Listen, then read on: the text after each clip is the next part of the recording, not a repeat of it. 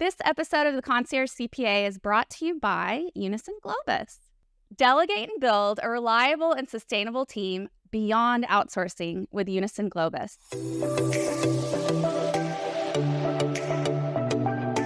Welcome to the Concierge CPA. I'm Jackie Meyer, founder of the Concierge Accountant Program and Tax Plan IQ software.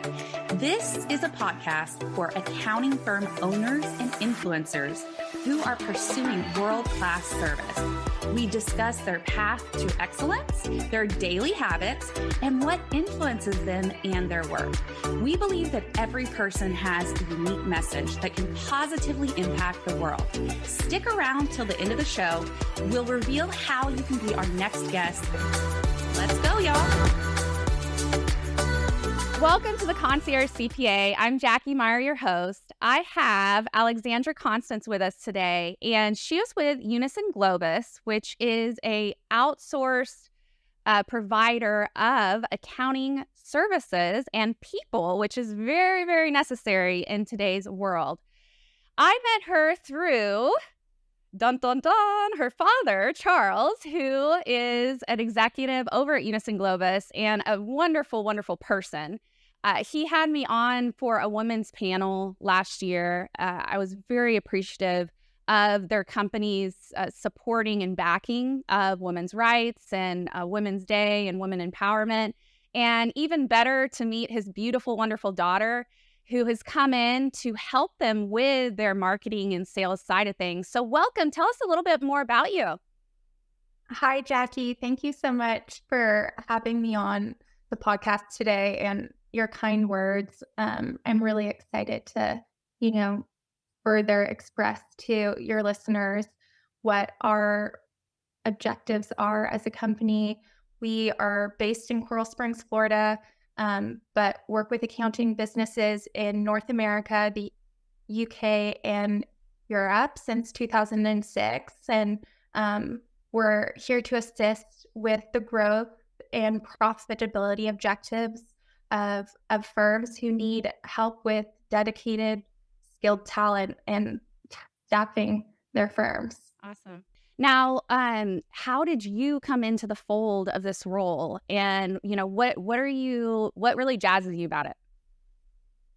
Yeah, so my natural progression in joining the company was through my father's involvement, just as a familial relation. I would get insights into, the long-term growth that envision that he had for the company, as well as with their upper management team. And I felt like my background in branding and international business could be a value add as we continue to grow as a company. And I was excited to be given the opportunity to join the team and work with our office in India, as well as our USA onshore team in, better catering our services to our current clients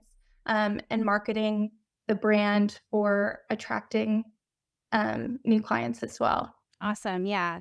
And we all know since COVID hit, we've been trending in a bad direction when it comes to staffing. The shortages are at an all-time high. It doesn't look like the work's going anywhere. So I personally have been advocating for outsourcing and offshoring. There's a lot of cultural differences that you do have to work through whenever you offshore, but there are definitely some efficiencies and cost effectiveness that I don't think that you can ever find in the U.S. Tell us a little bit more about what that trend is looking like and how y'all fill that gap. I think first off, it comes down to productivity. How can you improve your current operations? And if you have more people contributing to your objectives in a cost-effective way, I think that it can be really positive. Our goal is to have our team members join your team as well in a partnership that feels like they aren't offshore, and I think that introduces a really trusting relationship between our clients and our offshore team that's built over time. It's just a back and forth, and we work in our clients' systems. We get to know their teams on a personal level, and remove that boundary of it just being like a machine and more so a person on the other end of the screen. So I think that's how we're able to achieve trust amongst our clients, and that's something that's very important Yeah. for I us. have to admit, when I first started my own practice, I was all about just tasks, and like didn't want to think about the people, didn't want to be a leader, didn't want to be a manager. And that really kind of implodes on you, because at the end of the day, it is all about people. And as you grow your team and your clientele, it folds out from being all about the client is right to making sure that your team is taken well care of. And the fact that they're relying on you for, their day-to-day resources and responsibilities. So I kind of looked at it a little backwards in the beginning with like, oh, if I outsource this work, I don't really need to have a particular person assigned to this. I just want the task done. But I found that it all comes together so much more beautifully if you do have that assigned resource and you get to know the person as if they're on your team. And so I really like that about what y'all do. Another thing that I think is really neat about you that a lot of other outsourced companies don't do is you provide kind of the full gamut of types of services that your team can provide. So you've got tax prep, right? And the compliance side of things, but then you also have the bookkeeping and accounting. And I run into so many offshore companies that are only doing the bookkeeping. I can't find anyone that does like tax prep. And so it's been really hard for firms to find people to fill those positions. How do you find people, and, how do you educate them and make sure that they're a really good fit for these roles? Yeah, I mean, outsourcing is something that we are not the pioneers of. Our firm has been in business for 20 years, but a lot of the big companies have been outsourcing remote staff for years as well. And so that's where the education base comes in some of these countries. And then we also offer, and encourage continuing to pursue education amongst our team members. But we really just try to tailor to the needs of our clients. There's nothing that we can't figure out to be able to help with. I mean, we have 400 very skilled individuals who are eager to work and willing to learn. And I think that's a large component as well, is that our team wants to be able to grow to your needs as a client. And so we try to find pairings amongst our employees that work really well with our clients, and then continue to just get feedback and listen to what people are needing. Something that I'm really excited we will begin to explore further is currently we offer services for a 12-month contract, whether that be full-time or part-time staffing, but we're really looking into being able to cater to different cyclical needs for the accounting professionals who maybe don't need someone 12 months of the year, but could really use assistance at different heightened season times. And so I think that's something that's unique and something that we will hopefully be able to cater to more as we continue as a company. Yeah. So is that kind of a bigger initiative that you're working on this year? Yes, absolutely. It's something that through feedback from our current clients and prospective clients as well, we've listened to and want to be able to introduce in our offerings, hopefully within the next year. That's great. I love that. Yeah, I always tell firms, plan for the worst when you're at your best. So when it comes to staffing, always be recruiting. Have an outsourced company as your backup at the least, right? At least do some interviews and figure out where you jive, if there's good cultural fit and a core values fit and whatnot, and then have that backup because bad things do happen. I mean, your main staff member might go terminally ill or something awful happens, and it just kills a practice and firm and the owner when things like that do occur. So it's really great to have those backup options. You mentioned, I think there was another initiative that you were talking about that y'all were coming out with. Was it around those more service lines, or was it around the seasonal work that you just mentioned? The seasonal work, but as well, we're beginning to offer um, complimentary trials Okay. to give people the opportunity to test our services and build that trust that I was mentioning earlier in our conversation, to begin to, you know, get to know your firm and its needs, as well as how our team works Mhm. on a smaller scale without long-term commitment. And so I think that's also a wonderful way to maybe be able to feel comfortable taking on outsourcing for the first time, or outsourcing with us for the first time at Unison Globus, Yeah. or additionally having the experience with our company so that when in the future something, unfortunately, if it does go unexpectedly, you have us as a resource in your back pocket, um, and feel confident moving forward with using our team in your time of need. So what does a trial look like? Do they give you one tax return to prep or one bookkeeping engagement? What does that look like?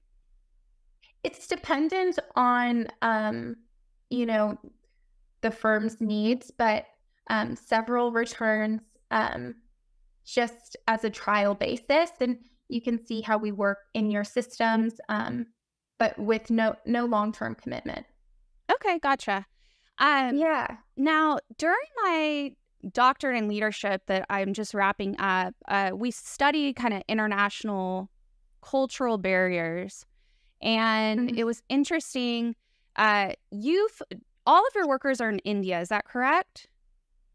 Yes, Okay, that awesome. that that is correct. We do have a US team, business development and sales team that's onshore. We work with client relations, but the accounting, um, tax prep, bookkeeping, all that work is done remotely. hmm So I remember something that I was like a big aha moment for me because, like you mentioned before, the big four and larger firms have been using outsourcing, offshoring for a long time.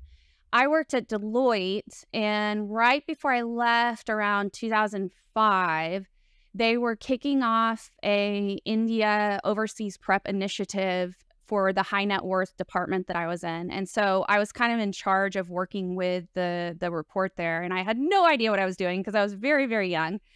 And you there was this one particular characteristic that I couldn't understand from my cultural perspective why someone would do this, and it felt like they are lying, which was just saying yes, yes, yes, like I understand, or yes to everything I say when they didn't.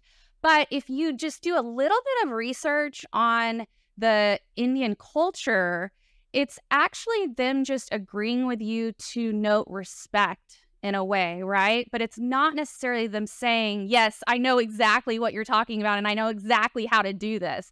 And so that was a huge eye opener and awakener for me to learn, like, due to me just not having the knowledge or resources, I interpreted something as being dishonest when really it's just a cultural norm that you need to get used to. What are your thoughts around that? Have you noticed things like that yourself, and how do people tend to deal with that?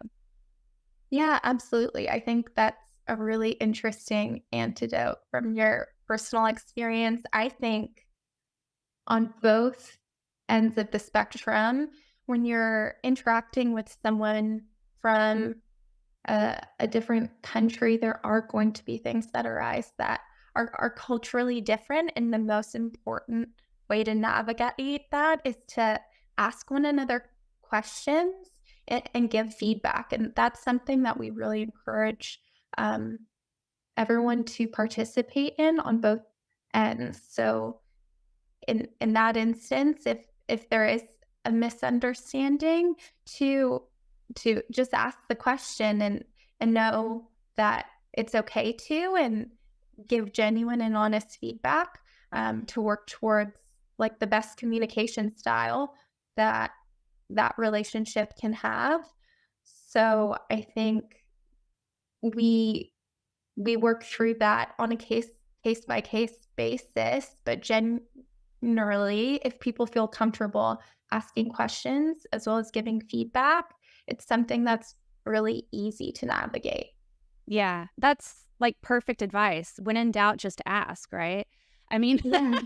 I doubt I did that at the time because I was a know it all in my early 20s. And I'm probably just complaining to other people in the office, like, they told me they knew how to do this and they didn't. And, you just kind of build on these like stereotypical notions of how people are when really I probably should have just been like, hey, you said yes as if you understood this, but it didn't happen. What's our disconnect, right?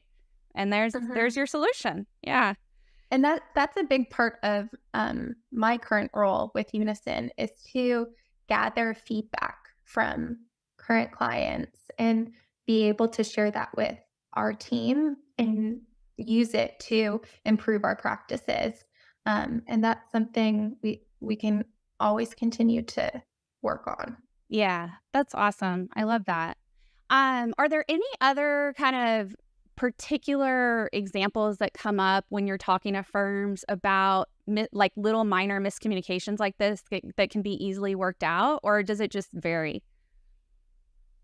I think it varies. Like e- I said, we want our staff to feel like they are part of your team, and so each relationship is unique. And I think each company culture is unique. So when one of our staff members joins your company culture, that's another nuance that's outside of just being a different country. It's another company, and how workflow and communication style works within your firm. We navigate that as well, but it really just comes down to strong communication, and um, we try to collaborate with our team offshore as well as onshore to really make sure that there's a comfortable environment to have those conversations. Hmm. Are there particular things that you're seeing make a firm really successful with this offshoring relationship versus like, oh man, I don't think this is going to work like, like just documenting their core values, for example, is something that a lot of firms don't do, but it's important. Like you said, every culture is Yeah. different, every company is different. And if you're not expressing what's important to you as an executive or owner of a company, then people can't read your mind, right? I probably sound like a broken record saying this, but it really comes down to communication. And I think Okay. with Yeah, no, anything, that's you're gonna fair. get as much as you put into it. Yeah. So if you want to optimize the talent that you're given and that resource, then if you put more energy into their development, I think you receive more in return. So it's really as much as you want to get out of that team member. If you just want to give them the work and then do the review and move forward, that can be successful. But if you really want to continue to grow with that person, you have the opportunity to, but it's really down to how much you want to invest as a firm or as a team leader or owner. Mhm.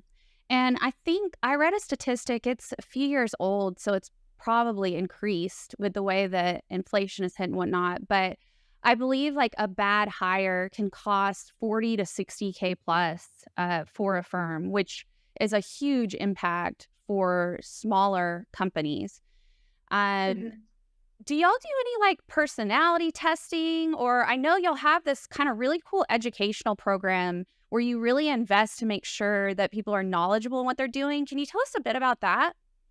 Yeah, we do have an interview process that goes on prior to you onboarding any of our team members. And so part of that is experience is trying to assess compatibility um, based on our team members' profiles. So you'll go through what's essentially like a resume and their background, and then we'll set up Zoom calls to get to know them as individuals, and then you can select who you think would be the best resource for your team. Again, it's not like you're sending us the work that you need done, and then there's a closed curtain and you don't know who's completing it.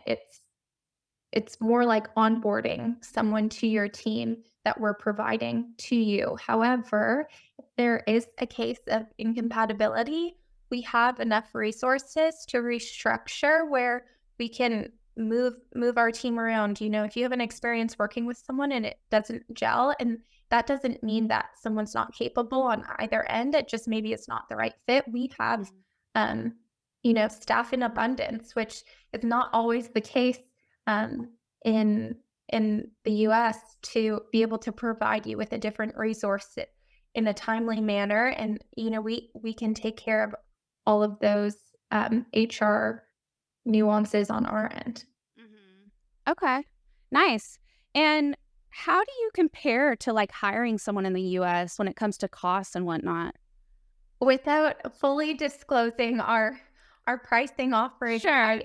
I do think it's not comparable um, to the cost to hire talent in the United States. And fortunately, we're able to provide a much more cost effective solution for your business. Awesome. Okay, cool. So, if someone wanted to talk to Unison Globus about exploring opportunities, what's the best way to get a hold of you? I can share with you my direct contact details, Awesome. and I am happy to put any of your listeners in touch with someone from our team. Okay. So this is the fast track to um, starting those conversations. Yeah. Okay. That sounds great. Um, so let me take a step back. I love to always ask people kind of what their favorite inspirational book or TEDx or something like that is that's kind of inspired you and you think that everyone needs to go drop everything and read or watch right after this podcast interview. Is there a particular thing that comes to mind for you? So right now, I've just started reading The Power of Habit by Charles Duhigg. I think that's how you pronounce his last name. Okay. Um, in full transparency, I've really struggled with reading lately. I am an avid reader, or I have been Yeah. over years, but in recent months, I just can't really stick to books that I've been picking up. And I'm really enjoying this because it's not your typical motivating book of steps that you can kind of improve your habits. It's more an anthology of short stories and case studies. So it's just something that I can go to um, in smaller increments to read. And for me, I've really, really enjoyed it. So I would recommend it highly to anyone who is an avid reader or someone who doesn't maybe have time to read a full book in one or two sittings right now, or is like myself struggling to find excitement from reading right now. So that's my recommendation, but I would speak to that further in productivity habits. I'm finding that it's good not to force things just because you mentally categorize something as effective because you've heard someone else say, this is what works for me. I think for myself, the way that I've been able to improve my quality of work and productivity and habits has been taking a slower approach, but really understanding what I enjoy Mhm. and where I feel energized. And, lately that's been walking and going outside. So I carve out, time in my day between meetings to go outside for a walk. And I'm able to compartmentalize um, my day. And for me, that really has been a game changing approach to how I work best. Awesome. Yeah, I like that. So it's not a one size fits all approach. Mhm. You just have to kind of find like what really works for you. Sometimes I'll group. I actually hate working out. And that's tough. Like people don't typically say that because you see people that host podcasts and are all over the board and they're like, you have to work out to like be at peak performance. And I can't stand it. So I try to kind of group it with something I really like. So I love learning and I love particular shows like Love is Blind or some of those silly shows on Netflix. And so I'll only allow myself to watch those or listen to my books on like 1.5 times so that they go quickly when I'm doing yoga or working out. So I grouping the love stuff I that. hate with the stuff I love kind of helps me. It reminds me a little bit of like you taking your walks and stuff like that. Yeah, and, sometimes I don't want to wake up at 5:30 AM, and that's okay because I know I work best when I'm rested, Mhm. or there's days where I feel really rejuvenated from my workouts and days where I don't. So I just take a day off. And as long as I'm making a consistent to do list of things that I need to get done and prioritizing them, I'm finding that it's okay to tailor my habits. For me, it's been really effective. But again, that kind of goes to it's not a one size fits all. Yeah, for sure. That's cool. Give us a little more insight into you. Like, is there kind of a life lesson that you've learned that you could share with our listeners and viewers that you think's really important, or um, something along those lines that, or a quote that you love, something like that? Oh gosh, wow. I feel like that's somewhat weighted of a question, but I feel like I can tie it into what I've just shared. And truly, in the past couple of years, I've learned to just be a bit easier on myself. I really think goal setting is something that's so important, but when you're erring on the side of perfectionism, Mhm. we can all be our own worst critics. And Yes. I feel like I definitely struggled with feeling like I was never doing enough, Okay. um, as much as I would achieve, and just constantly chasing more and more and more, and finding a way to pare that down and kind of celebrating accomplishments or new growth Mhm.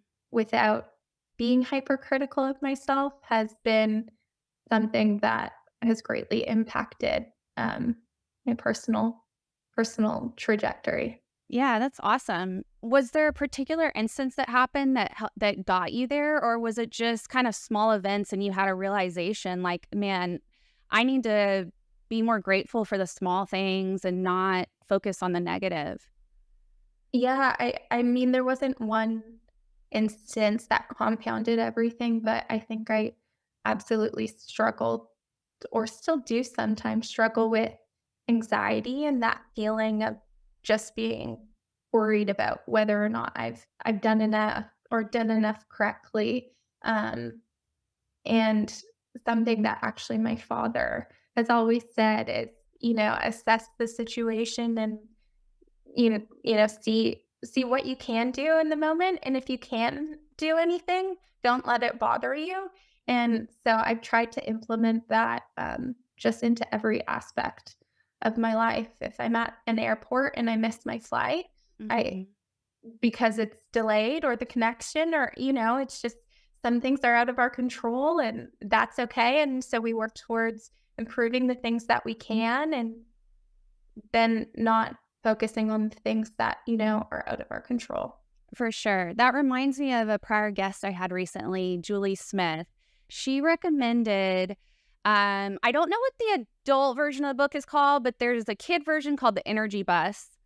And I bought it for my kids who are 7 and 10, and we've been reading it a lot. And it's focusing on the positives and not letting like negative energy in, but also if something negative does happen, focus on like what the lesson learned is. Mhm. Or I like to think if I just tripped and scraped my ankle a little bit, well, now I know that I need to be careful in that area because next time maybe I would have tripped and hit my head and had a concussion, So it could have been a lot Yeah. worse, right?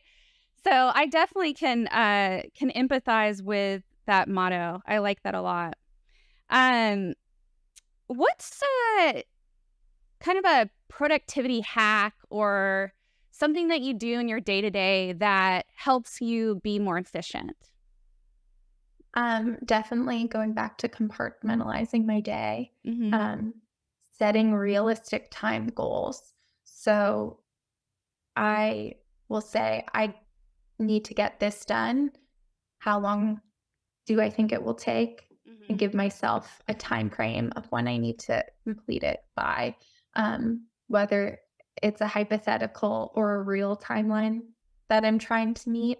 Just creating that structure allows me to do things like walk in the middle of the day or, have a moment to have a coffee, and then reset and go. I find that's the best way that I'm able to be productive is to just compartmentalize my day, set timelines for when I want to complete tasks by.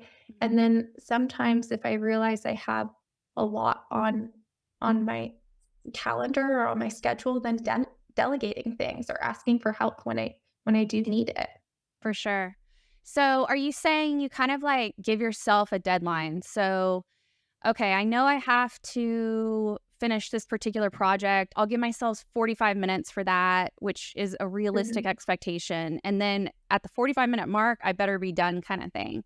Is that what you're saying? Yeah. Okay. Yeah. Yeah, I like And if I'm that. not done, then reassess, but Yeah, because that does happen and that kind of plays back into not everything can go as we plan always, but giving myself time frames of what I want to work within and, prioritizing tasks. If it's something that I don't want to leave until Friday, but it doesn't need to be completed until Friday, maybe I only spend 30 minutes on it on Monday and Tuesday and then focus on something that needs to be completed earlier on, throughout the day, um, prior, but then carving out 2 hours on Thursday, if that makes sense. for sure. Yeah. I mean, I'm a huge advocate of time blocking and structured weeks, but you're kind of taking it to the next level, which I realized I had to do as well. If you're an overthinker at all, which it sounds like you and I might have some commonalities there, you Yeah. can just overthink any project to death, right? And so maybe if I'm researching a new app, I love like researching, inventing, like all these ideas come to my head. I give myself a deadline like, okay, look, you have 10 minutes to look into 5 different applications that might be good for the task you're doing at hand, and then you're done. And then it just Yeah, kind of like keeps you on track, right? To not just completely go off the handle that day or that hour, right? absolutely, and if, I create something or work on something and then it later needs to be refined, that's okay, but sometimes I think you can go in circles and it's positive to be decisive and to come to a completion and move forward with the next task, which can be more challenging in a creativity capacity, Of course. versus something that's maybe numbers based. Yeah, for sure. For sure. All right. Well, as we kind of come to a close at the top of the hour, I do like to ask if there's any particular kind of challenge or concern that you're going through that we could do kind of like a little mini coaching session about. Is there anything that comes to mind for you? Yeah, thank you for opening the opportunity to have somewhat of a session coaching with Sure. you. I Let's think do this is it. so exciting. We're currently as a company working on rebranding, as I've mentioned, and also really focusing a lot of efforts on our website. And I think our current website reflects maybe more of those cultural um, differences that we've prior touched on, and we'd like to create a cohesiveness in really catering to our clients and prospective clients for making it a more user friendly experience. Right now, we have so much information on our website. I think Mhm. I'm working with our marketing team and developers, and there was maybe 126 pages of information that we've condensed to 25 pages. That's So amazing. that's just the start of our revamp of everything. But I guess just what you would recommend in this process of launching a new website. Well, I think my recommendations would circle back to something you said earlier, which is asking for feedback.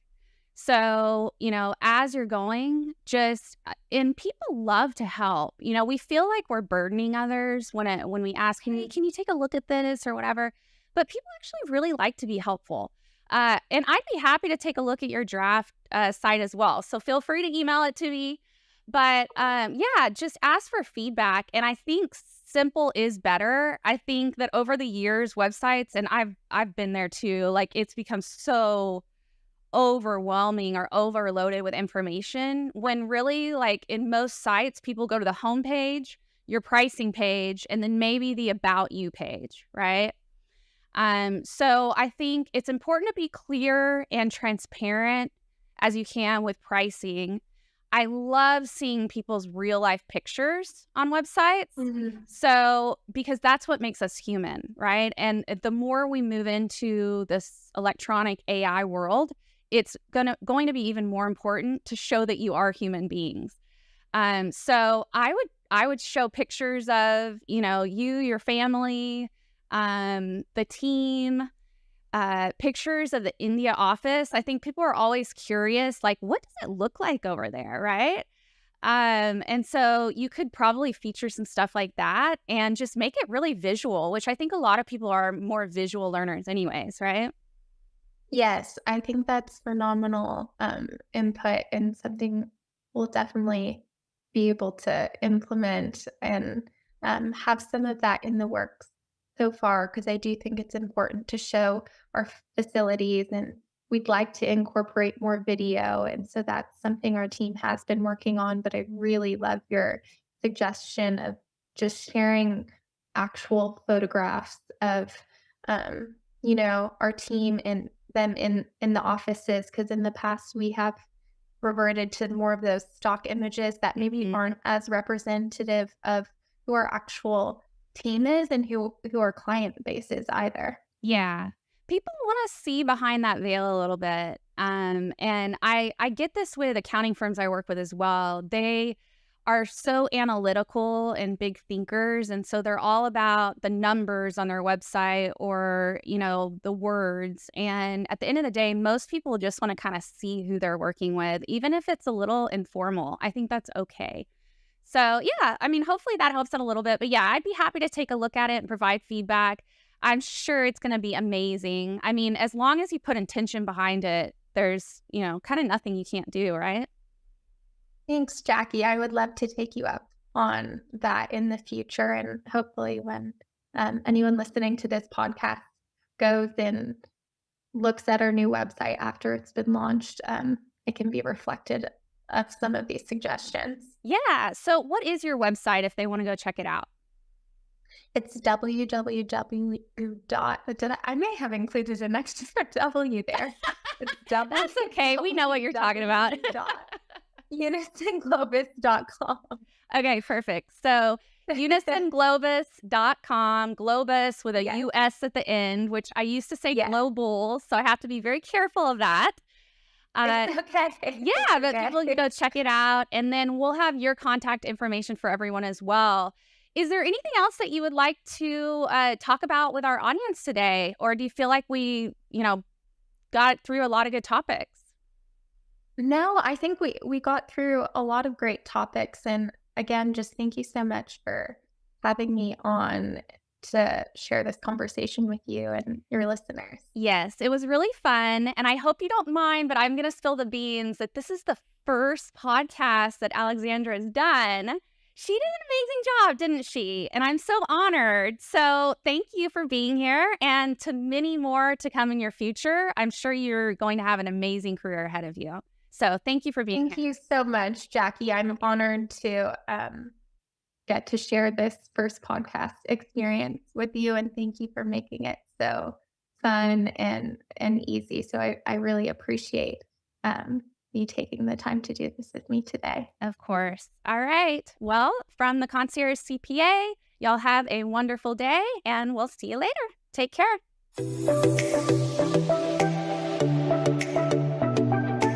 Thank you for listening to the Concierge CPA, hosted by Tax Plan IQ. We believe that every person has a unique message that can positively impact the world.